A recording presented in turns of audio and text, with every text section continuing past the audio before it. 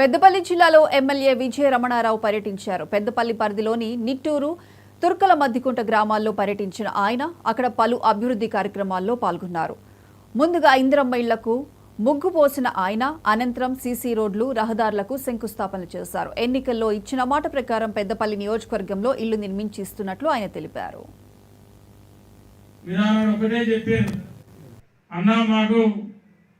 Current bill ఎక్కువ వస్తుందని చెప్పి మా అమ్మలు, అక్కలు, చెల్లెలు చెప్పారు.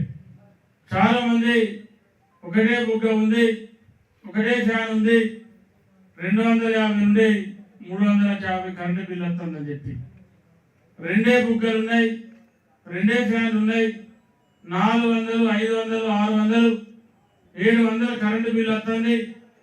మళ్ళీ ఇది చాలన్నట్టు నెల 6 నెలలకు ఒకసారి ఇంటికి 2000, 3000 మరి డెవలప్మెంట్ ఛార్జ్ కింద వసూలు చేస్తూ ఉన్నారని చెప్పి ఆనాడు మీరందరూ కూడా మన మద్దికుంట గ్రామంలో చెప్పడం జరిగింది.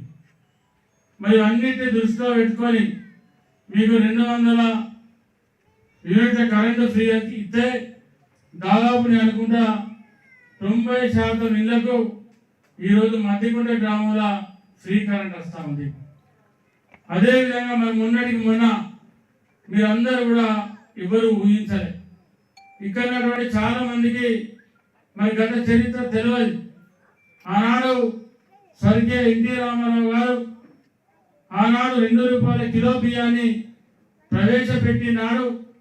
మరి మన ప్రాంతంలో మొక్కజొన్న గట్క, జొన్న గట్క, పచ్చొన్న గట్క తినేటువంటి రోజులు.